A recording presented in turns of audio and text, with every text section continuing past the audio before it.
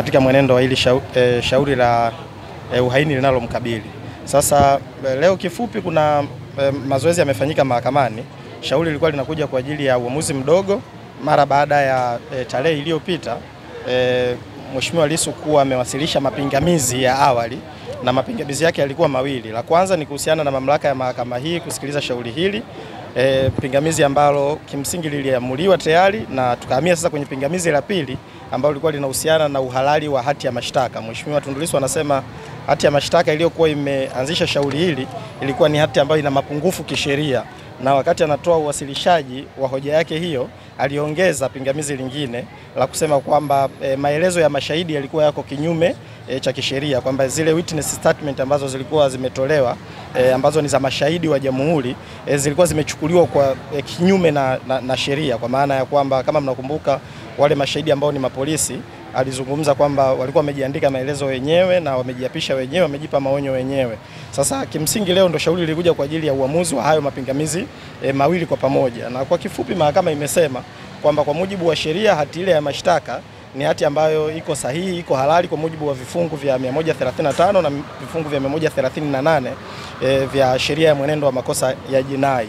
Kwa hiyo hati ile haina makosa na mapingamizi yale yameondolewa, na mambo yote ambayo yanaonekanika aidha ni mapungufu au jambo lingine kwenye hati ile ya mashtaka, waheshimiwa majaji wamesema masuala hayo yatakuwa ni masuala ambayo yatahitaji ushahidi na yataamuliwa huko mbele ya safari wakati shauri linaendelea. Lakini kuhusiana na pingamizi lingine, hilo pingamizi la kuhusiana na maelezo ya mashahidi, hizo witness statement kwamba zimechukuliwa kinyume na sheria, na wenyewe wamesema kwamba swala hilo kwa sababu linajumuisha ile komito bando, yale maelezo yote ambayo yalikuwepo kule kwenye mahakama kabidhi, mahakama ya Kisutu, jambo hilo lilishaamuliwa kwenye ile pingamizi la kwanza kuhusiana na namna ya maelezo na namna ya ile komito proceeding ilivyofanyika. Kwa hiyo jambo hilo kwa sasa wanaona sio sahihi sana wao kuliamua kwa wakati huu, kwa sababu jambo hilo mahakama ilishaliamua. Kwa hiyo mapingamizi yote hayo mawili yalikuwa hayajakubaliwa na mahakama. Sasa ukiachana na mapingamizi hayo, zoezi lingine ambalo limeendelea mahakamani ni kwamba kama tunavyofahamu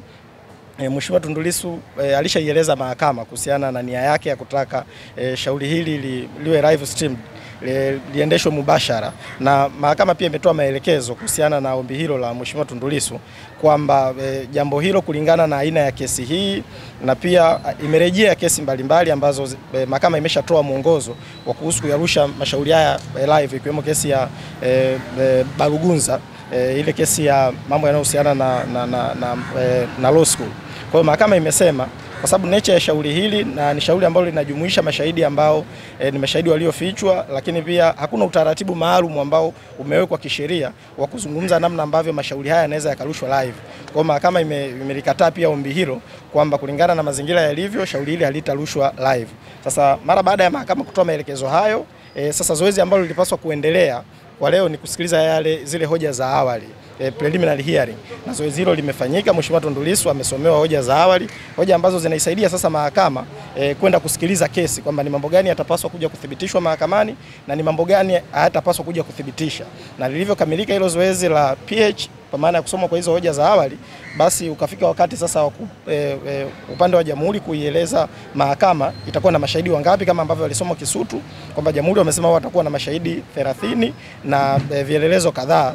Na hiyo nafasi pia akapewa Mheshimiwa Tundu Lissu, kama tunavyofahamu ile haki aliyokuwa anasema ni haki yake ya kutaja mashahidi wake kule Kisutu kwamba hakupata, leo ameweza kupata haki hiyo, na yeye pia ameweza kutaja mashahidi wake ambao wataweza kuja kuwatumiwa kesi yake itakapokuja kuwa inasikilizwa, na ametaja mashahidi kadhaa, mashahidi karibu 15 16, na miongoni mwao ni wale ambao walikuwa wameanza kuwataja Kisutu, Rais Samia Suluhu Hassan, makamu wa rais Isidore Mpango, waziri mkuu Kassim Majaliwa, lakini pia ameongeza leo watu wengine ambao hakuwataja hapo awali, mkuu wa jeshi la polisi kwa maana ya IGP, ametaja pia na mkuu wa usalama wa taifa, lakini pia amewataja wanaharakati na wanasiasa mbalimbali kutoka nchini Kenya ambao walikuwa wamekuja mahakama ya Kisutu. Amemtaja Martha Karua, amemtaja Agata, yes, na watu wengine pia. Lakini pia katika mashahidi wao waliowataja pia amemtambua makamu mwenyekiti wa chama John Wegesa Heche, katibu mkuu wa chama na naibu katibu mkuu wa chama Amani Gorugo kwamba wao pia watakuwa ni sehemu ya mashahidi ambao yeye atawatumia kujitetea kesi itakapofika upande wake wa kujitetea. Mara baada ya zoezi hilo la kisheria kukamilika, mahakama imeahirisha kesi hii mpaka tarehe 6 mwezi wa 10 saa 3 kamili za asubuhi. Kesi itaanza kwa ajili ya kusikilizwa hapa Mahakama Kuu. Asanteni sana.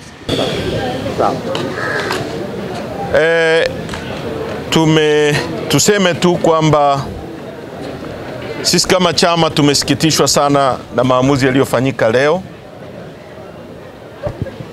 Ni maamuzi ambayo yanaendelea kunyonga haki katika nchi hii, na bahati mbaya sana yanakuwa precedence, yana seti msingi sio tu wa watu wa Chadema kuumizwa na watu wengine kuumizwa, hata hawa ambao wanayafanya, kwa sababu ukishayafanya maamuzi siku wewe ukiwa kwenye mazingira kama hayo watayatumia. Ndio maana huku mahakamani huwa mnasikia sui kesi ya mwaka fulani, mnasikia mpaka za mwaka 40 na kitu zinatumika.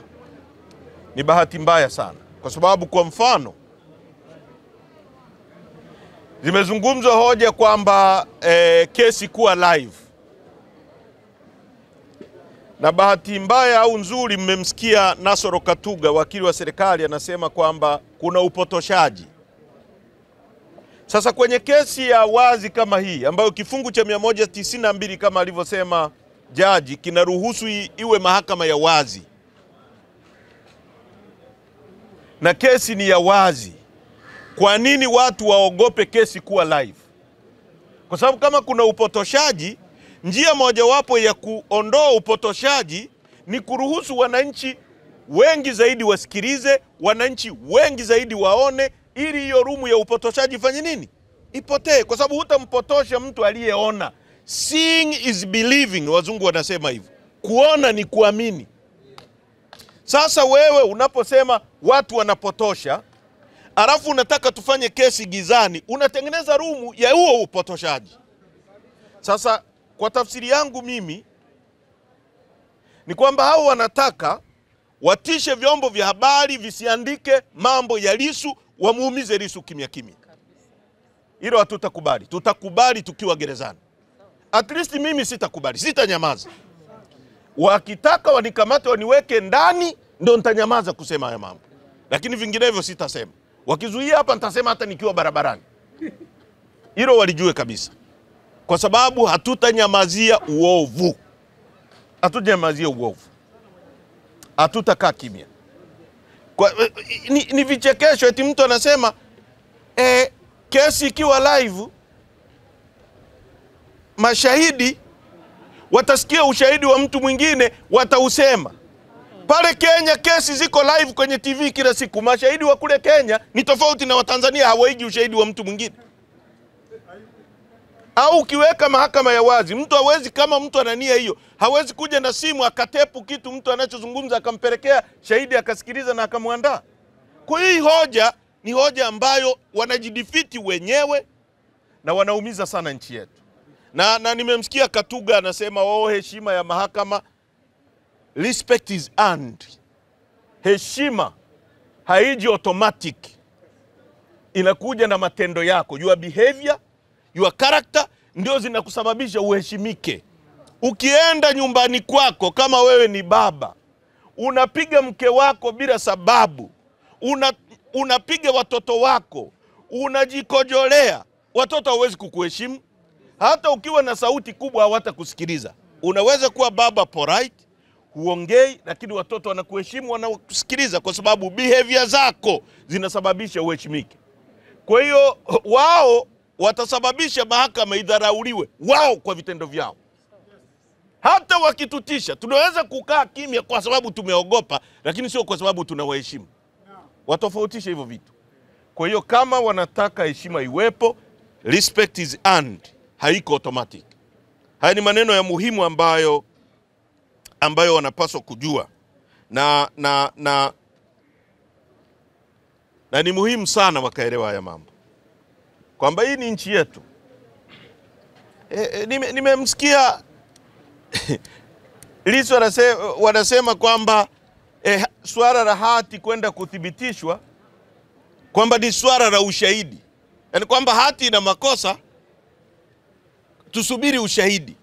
Mtu yuko ndani. Lissu yuko ndani gerezani.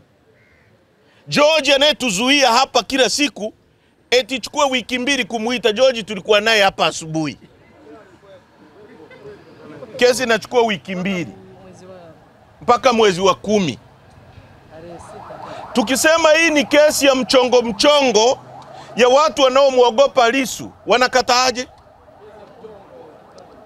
Kesi ya mchongo ya uongo, kutumia mabavu. Ndio maana maneno yote Lissu aliyoyasema hajakataa neno hata hili. Amesema ni maneno yangu, lakini sio uhaini wala sio ugaidi, ni maneno ya kisiasa. Viongozi wa chama chetu wameshtakiwa. Mwenyekiti Mbowe miezi 8 ndani gerezani. Lissu leo anakwenda mwezi wa 6. Kama inatumika kama blackmail, wajue sisi sio watu wa kuwa blackmail. Tutakuwa blackmail tuko kaburini, tumekufa. Lakini gerezani wanakaa watu, tutakaa wakitupeleka. Wajue kabisa tuogopi. Nimeambiwa kuna watu wameenda kumfuata, wanamwambia kubali uachiliwe lakini uondoke nchini. Lissu amemwambia niko tayari kukaa gerezani kuliko kuondoka ndani ya nchi yangu. Kwa ndio maana tunasema hii ni kesi ya blackmail. Unamkamata mtu, unatengeneza mazingira ya kumtisha, alafu unamwambia kubali tukutoe ndani ya nchi. Hatutakubali. Hatuondoki nchi hata nukta moja. Tutafia ndani ya nchi yetu. We will die as martyrs fighting for this country.